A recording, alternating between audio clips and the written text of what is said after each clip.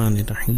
جب جناب خدیجہ سلام اللہ علیہا مریض ہوئیں تو پیغمبر اکرم صلی اللہ علیہ وآلہ وسلم آپ کی عیادت کے لیے آئے اور فرمایا، اے خدیجہ، کیا آپ جانتی ہیں کہ اللہ نے جنت میں بھی آپ کو میری زوجہ قرار دیا ہے؟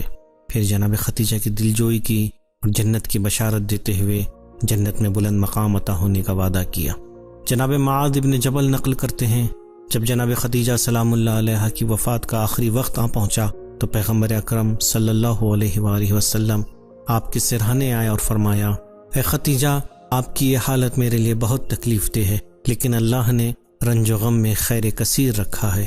جب آپ اپنی ساتھیوں اور ہمدم کے پاس پہنچیے گا تو انہیں ہمارا سلام کہیے گا۔ جناب خدیجہ سلام اللہ علیہا نے پوچھا، میرا ساتھی اور ہمدم کون ہے؟ اللہ کے رسول نے فرمایا، تمہاری ہمدم و ساتھی مریم بنت عمران، آسیہ بنت مزاحم اور حضرت موسیٰ کی بہن کلیمہ ہیں۔ جناب خدیجہ نے کہا، یا رسول اللہ، یہ ملاقات مبارک ہو۔ وقت گزرتا گیا اور اس عظیم خاتون کی بیماری شدید ہوتی گئی۔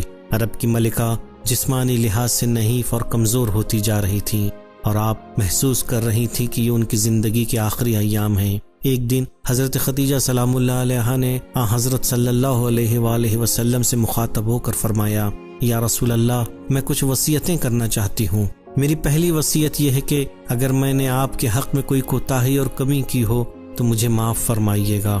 رسول خدا صلی اللہ علیہ وآلہ وسلم نے فرمایا، میں نے آپ کی طرف سے کبھی کوئی کوتاہی اور کمی نہیں دیکھی، آپ نے تو بہت زحمتیں اٹھائی ہیں، میرے گھر میں آپ کو تھکن برداشت کرنا پڑی، آپ نے اپنا مال راہ خدا میں خرچ کیا ہے۔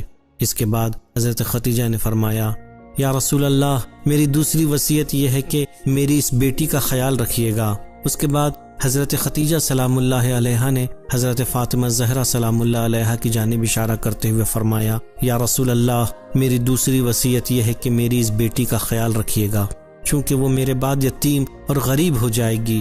ایسا نہ ہو کہ قریش کی عورتوں میں سے کوئی اسے تکلیف پہنچا دے، ایسا نہ ہو کہ کوئی اس کے چہرے پر تماچا مارے، ایسا نہ ہو کہ کوئی اس سے اونچی آواز میں بات کرے، ایسا نہ ہو کہ کوئی اس کے ساتھ برا سلوک کرے۔ اس کے بعد آپ بیان فرماتی ہیں کہ اے اللہ کے نبی، مجھے اپنی تیسری وصیت بیان کرنے میں شرم محسوس ہو رہی ہے، وہ میں فاطمہ سے کہہ دوں گی، وہ آپ کو بتا دے گی۔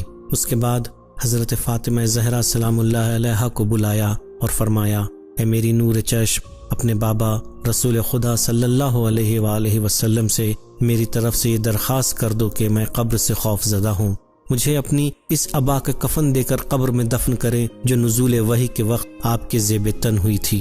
اس کے بعد حضرت فاطمہ زہرا سلام اللہ علیہا حجرے سے باہر آئیں، ماں کی تیسری وصیت کو اپنے بابا کی خدمت میں عرض کیا۔ نبی کریم صلی اللہ علیہ وآلہ وسلم نے اس ابا کو حضرت خدیجہ کی خدمت میں بھیجا۔ بی بی بہت خوش ہو گئیں۔